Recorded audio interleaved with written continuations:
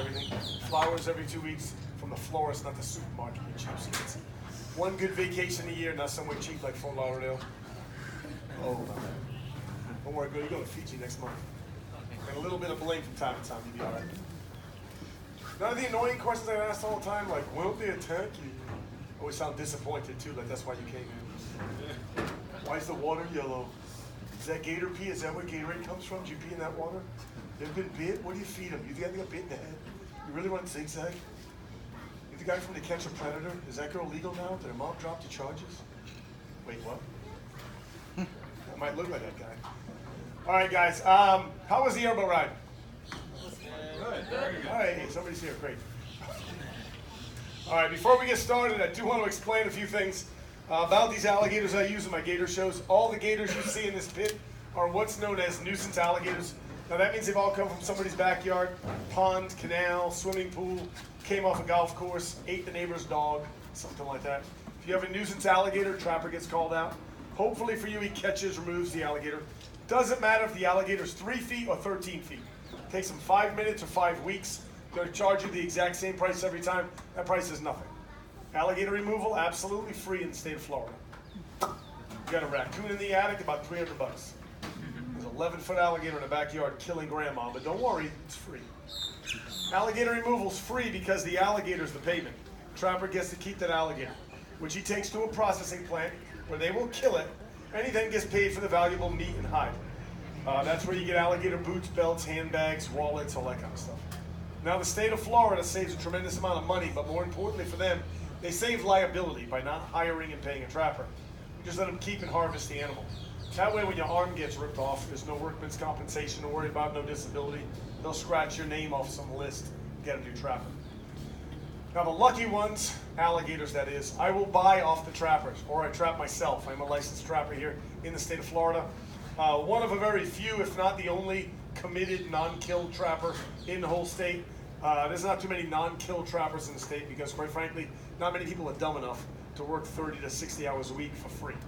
Especially trying to save an animal that desperately wants to rip your face off the first time you can meet them.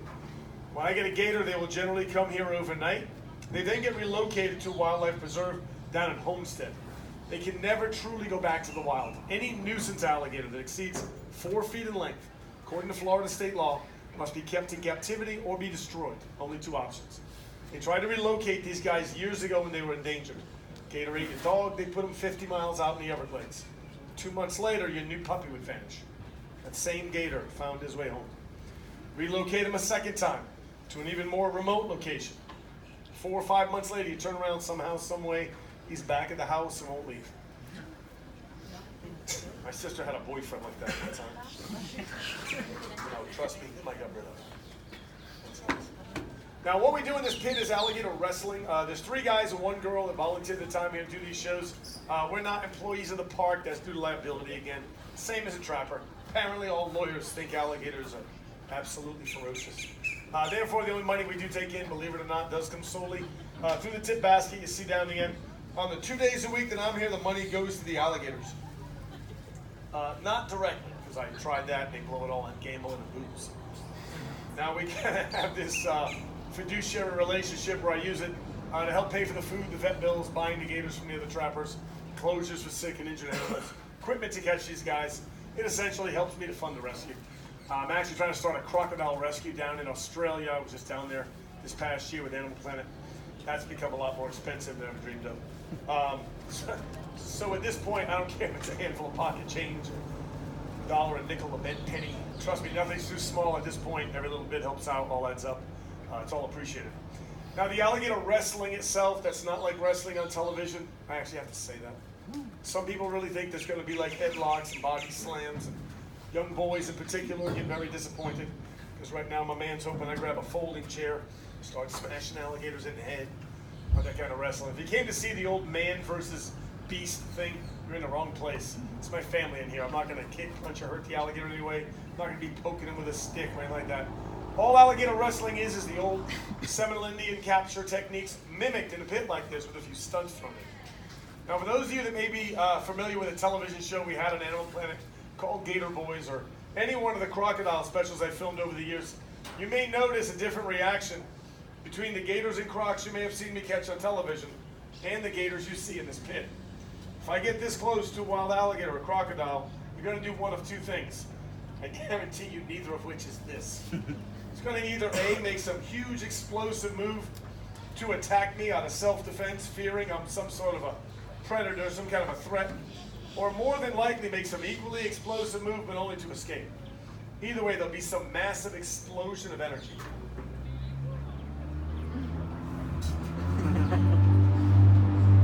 Massive explosion of energy. Yeah, these guys don't do a whole lot of that stuff. They don't do that because almost every gator in this pit's been here long enough to realize that I'm not going to hurt them. Once that kind of settles in, there is no real motivation to make these huge explosive movements they're so famous for. Every time you see a wild alligator or a crocodile making those explosive movements, it is absolutely exhausting for the animal. These guys are ectothermic or cold-blooded. They only have a handful of those moves in them before their bodies begin to build up with lactic acid, and eventually they can barely move. So if these guys all know that the worst possible outcome that could ever happen is me sitting on their back over there for about 10 minutes telling some really bad jokes, you'll see. It's not worth fighting me all out for the next 15 minutes, then being totally exhausted for the next 2 or 3 hours while that lactic acid slowly remetabolizes. It's just not worth the trade-off. If there's one thing they're good at, besides ruining my life, it's conserving energy. You look at an alligator like Tyrese here or a crackerjack. Crackerjack could probably go a good 4 or 5 months with no food at all. This is what they do for a living. They're really, really good at it. Doesn't mean they love me and we're friends and we take windy walks together at night. Trust me, Crackerjack doesn't love me. Not like she used to. I remember a time when you and I would just sit and talk for hours.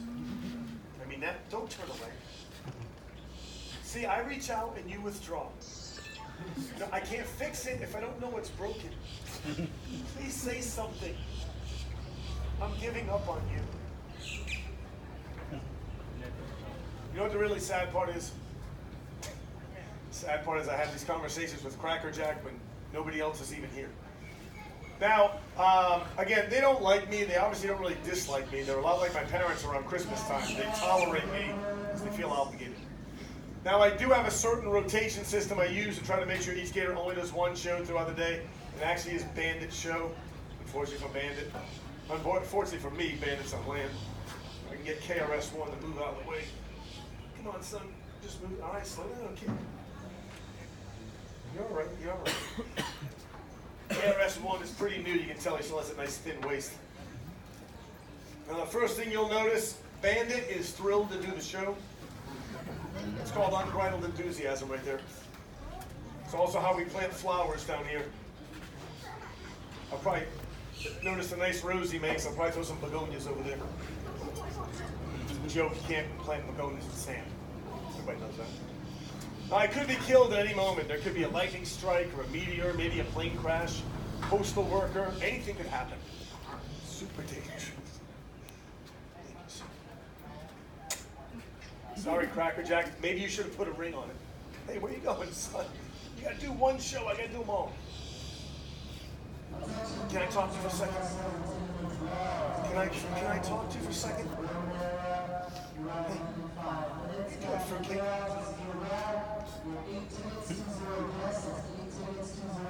You know I buy the food around here, right? Maybe I can forget today.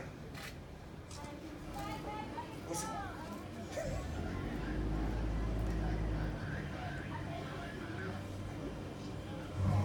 You do realize without me you'd be a suitcase, right?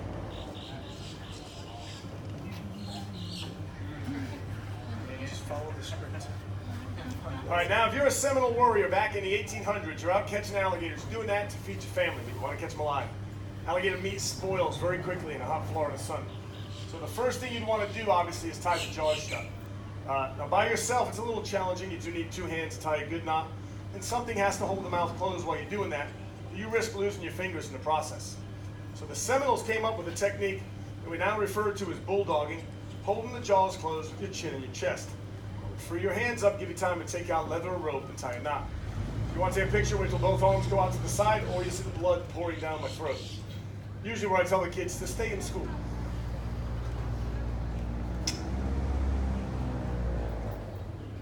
Okay, take your pictures quickly.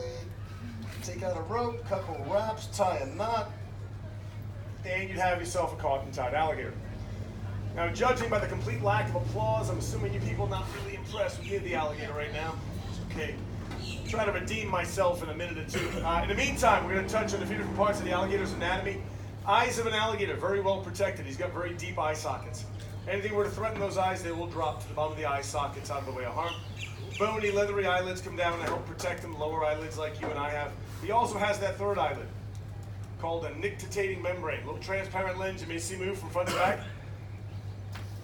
Acts to clean dust and debris away from the eyes. Also kind of acts like a pair of goggles for the alligator in the water. Behind the eyes, alligators' ears. For some reason, a lot of people seem to think alligators are like snakes and don't have ears. I don't know where that got started, but snakes don't have ears. Alligators do. Little flaps right there. Even with the small ears, they'll still hear about as well as you and I on land. They also hear very well under the water. Between the ears, behind the eyes, located right about there, alligator's brain.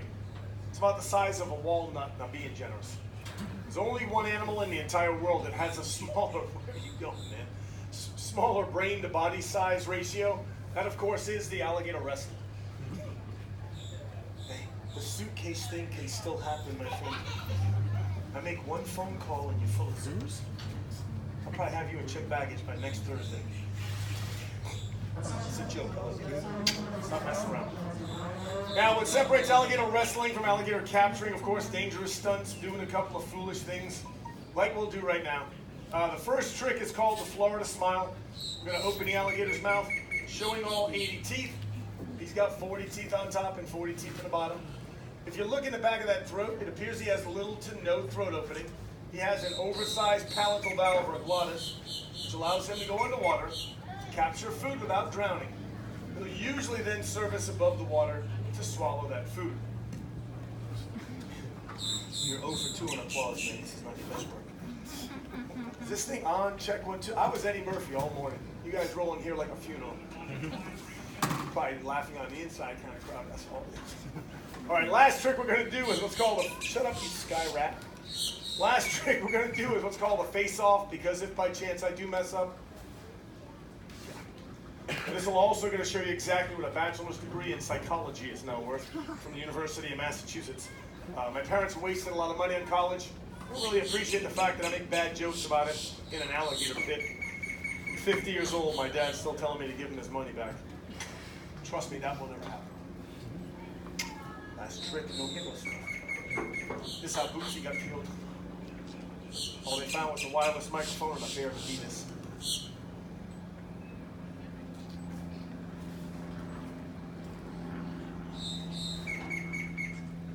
Sometimes people clap. Smells amazing, by the way. Smells funny to you.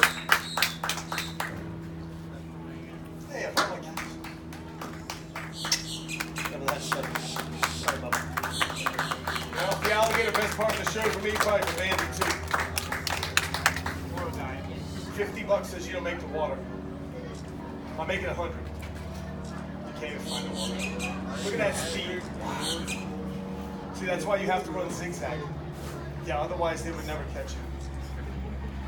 Have you ever heard that? Chased by an alligator, run zigzag? That's the dumbest thing I've ever heard in my entire life.